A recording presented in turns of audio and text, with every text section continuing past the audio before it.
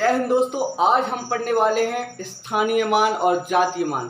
बहुत ही important topic number system का, यानी कि सबसे पहले संख्या पद्धति का सबसे पहला टॉपिक है, बहुत ही इम्पोर्टेंट है। यानी जातीय मान और स्थानीय मान होते क्या हैं। तो जैसा कि हमने अगर जातीय मान और स्थानीय मान हिंदी में बात की है तो हम इंग्लिश में भी बोलेंगे face value and place value.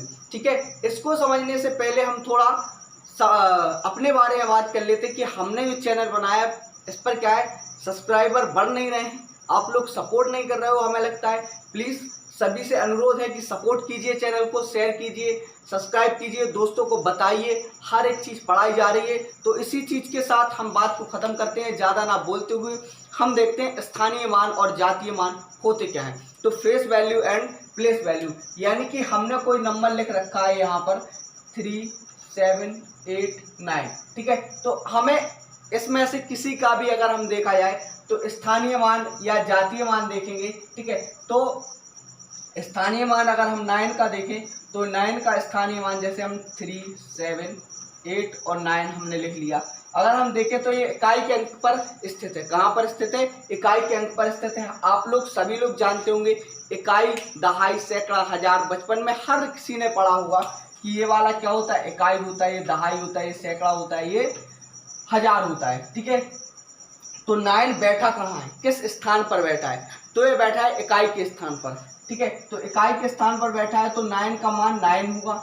ये कहाँ बैठा है? दहाई के स्थान पर, तो इसका मान होगा 80, यानी कि दहाई, यानी कि उस नंबर में दहाई यानी कि 10 का गुणा होगा। ये कहाँ बैठा है? सैकड़े के स्थान पर बैठा है तो इसमें 100 का गुणा होगा। और ये हजार के स्थान पर बैठा है तो इसमें यानी कि 1000 का गुणा होगा, तो ये हो जाएगा 3000। यानी कि हमने देखा कि स्थानीय मान क्या होते हैं। ठीक है, और स्थान, जो जिस स्थान पर बैठा है उसकी उतनी वैल्यू होती है, यानी कि जो सबसे लास्ट में बैठा है उसकी कम वैल्यू और जो सबसे उच्च पद पर बैठा है उसकी ज़्यादा वैल्यू। ठीक है, अब समझते हैं फेस वैल्यू यानी कि जातीय मान। ठीक है, जातीय मान सबके समान होते हैं, यानी कि जिसका जो चेहरा दिखता है, मुखौटा दिखता है, वो उतना ही होता है। जैसे अगर देखा जाए तो 7 का स्थानीय जातीय मान 7 है ना। 9 का स्थान जातीय मान फेस वैल्यू क्या है? 9 है। ठीक है, 3 की 3 है। इस प्रकार से हम कह सकते हैं कि हमारी फेस वैल्यू मायने नहीं रखती है। फेस वैल्यू तो हम जितना दिखते हैं उतनी ही होती है, पर मायने रखती है प्लेस वैल्यू। सपोज दैट कि आप हो, ठीक है, तो आपकी शक्ल देख के कोई आपका रिश्ता नहीं करने वाला है ना, कि आप बहुत अच्छे सुंदर दिख रहे हैं। तो जिंदगी का सबसे बड़ा सबक ये है कि अगर आपके पास क्या है, आपका प्लेस अच्छा है, यानी जिस पोजीशन पर हो आप, जिस पोजीशन पर आप हो, अगर वो पोजीशन अपर है तो आपको लोग पूछेंगे, है ना। और अगर आप उस पोजीशन पर नहीं हो तो कोई आपको पूछने वाला नहीं है। यानी कि किसी ने बहुत अच्छी बात कही है कि इंसान की सबसे बुरी सूरत उस व्यक्ति की होती है जिसकी जेब खाली होती है, और वो सबसे ज़्यादा स्मार्ट दिखता है जिसकी जेब भरी हो, चाहे उसके सर पे बाल ना हो, है ना, और मुंह में दांत ना हो, है ना, कुछ भी ना हो, लेकिन वो सबसे खूबसूरत नज़र आता है। रीज़न क्या है? क्योंकि उसके पास पैसा होता है, यानी कि उसका स्थान बड़ा है। जैसे कि हमने यहाँ पर देखा 3 और 9, एक हिसाब से तो 9 बड़ा होता है नंबरों के अनुसार, है ना। नंबरों के अनुसार तो 9 बड़ा है, लेकिन और 3 छोटा है। लेकिन 3 बैठा है कहाँ पर? हजार के स्थान पर बैठा है। कहाँ बैठा है? हजार के स्थान पर। और ये बैठा है इकाई के स्थान पर। आप कितने भी खूबसूरत बने रहिए, कितने भी चार्मिंग लुकिंग गुड दिखिए, पर उससे कोई फर्क नहीं पड़ेगा अगर आपके पास ऑडी लंबरगिनी नहीं है। अगर आप काले